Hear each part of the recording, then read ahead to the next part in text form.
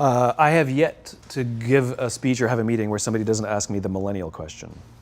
What's the millennial question? Apparently, millennials as a generation, which is a group of people who were born approximately 1984 and after, are tough to manage. And they're accused of being entitled and narcissistic and self-interested, unfocused, lazy. But entitled is the big one. And because they confound leadership so much, what's happening is leaders are asking the millennials, what do you want? And millennials are saying, we want to work in a place with purpose, love that. We want to make an impact, whatever that means. We want free food and beanbags. And so somebody articulates some sort of purpose, there's lots of free food and there's beanbags, and yet for some reason, they're still not happy. And that's because they're missing, there's a missing piece. What I've learned is that I can break it down into 4 pieces, right? There are four things, 4 characteristics. One is parenting, the other one is technology, the third is impatience, and the fourth is environment. The generation that we call the millennials, too many of them grew up subject to, not my words, failed parenting strategies, where, for example, they were told that they were special all the time. They were told that they could have anything they want in life, just because they want it, right? They were told, some of them got into honors classes, not because they deserved it, but because their parents complained. And some of them got A's, not because they earned them, but because the teachers didn't want to deal with the parents. Some kids got participation medals. You got a medal for coming in last, right? Which the science we know is pretty clear, which is it devalues the medal and the reward for those who actually work hard. And it actually makes the person who comes in last feel embarrassed because they know they didn't deserve it. So it actually makes them feel worse, right? So you take this group of people and they graduate school and they get a job, and they're thrust into the real world, and in an instant, they find out they're not special, their moms can't get them a promotion, that you get nothing for coming in last, and by the way, you can't just have it because you want it, right? And in an instant, their entire self-image is shattered.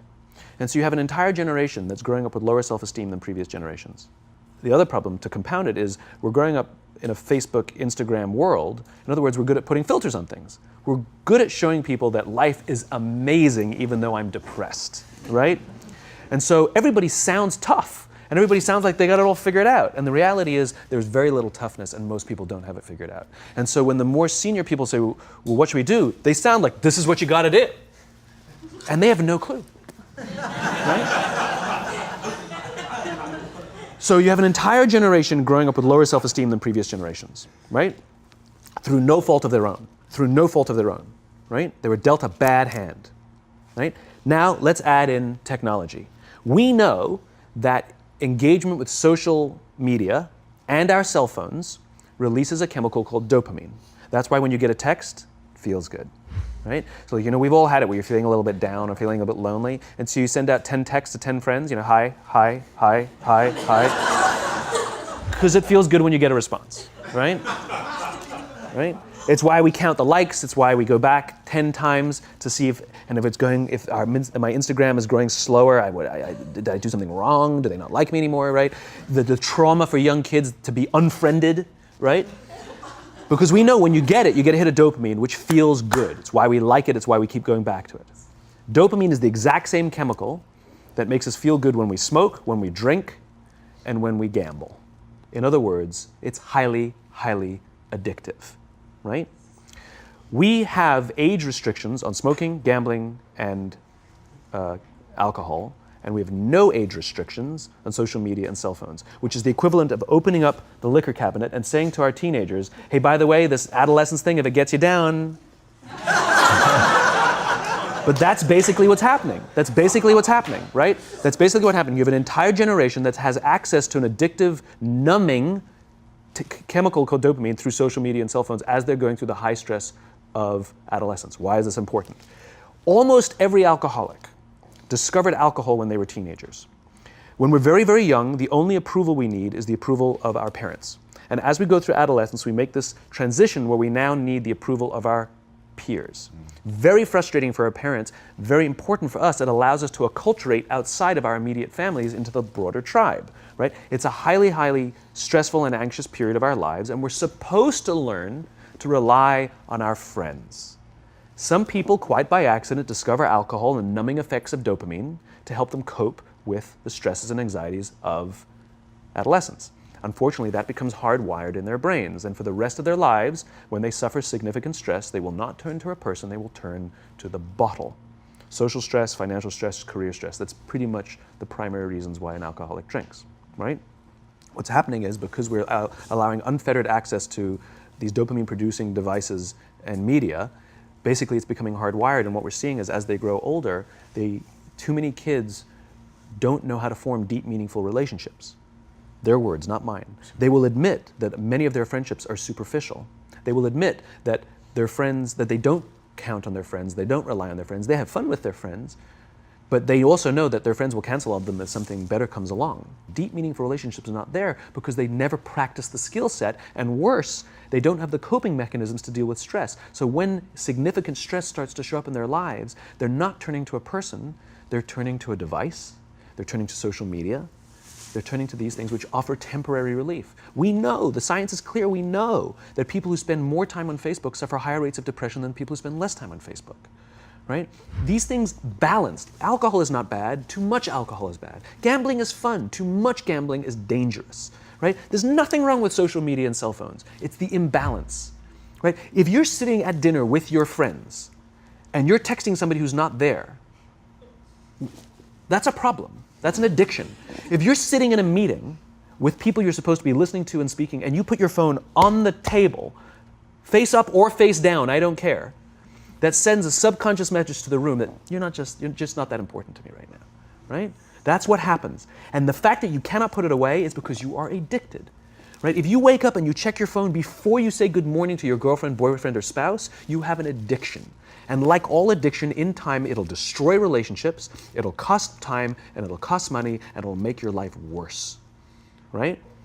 So you have a generation growing up with lower self-esteem that doesn't have the coping mechanisms to deal with stress, right? Now you add in the sense of impatience, right? They've grown up in a world of instant gratification. You want to buy something, you go on Amazon, it arrives the next day. You want to watch a movie? Log on and watch a movie. You don't check movie times. You want to watch a TV show? Binge. You don't even have to wait week to week to week, right? I know people who skip seasons just so they can binge at the end of the season, right? Right? You don't have to learn the social coping mechanisms, right? Everything you want, you can have instantaneously. Everything you want, instant gratification, except job satisfaction and strength of relationships. There ain't no app for that. They are slow, meandering, uncomfortable, messy processes. And so I keep meeting these wonderful, fantastic, idealistic, hardworking, smart kids. They've just graduated school. They're in their entry-level job. I sit down with them and I go, how's it going? They go, I think I'm going to quit. I'm like, why? They're like, I'm not making an impact. I'm like, you've been here 8 months. You know? It's as if they're standing at the foot of a mountain and they have this abstract concept called impact that they want to have in the world, which is the summit. What they don't see is the mountain. I don't care if you go up the mountain quickly or slowly, but there's still a mountain. And so what this young generation needs to learn is patience. That some things that really, really matter, like love, or job fulfillment, joy, love of life, self-confidence, a skill set, any of these things, all of these things take time. Sometimes you can expedite pieces of it, but the overall journey is arduous and long and difficult. And if you don't ask for help and learn that skill set, you will fall off the mountain, or you will, the worst case scenario, and we're already seeing it, the worst case scenario is we're seeing an increase in suicide rates, we're seeing an increase in this generation, we're seeing an increase in accidental deaths due to drug overdoses, we're seeing more and more kids drop out of school or take leaves of absence due to depression, unheard of. These are all, this is really bad. The best case scenario, those are all bad cases, right? The best case scenario is you'll have an entire population growing up and going through life and just never really finding joy. They'll never really find deep fulfillment in work or in life.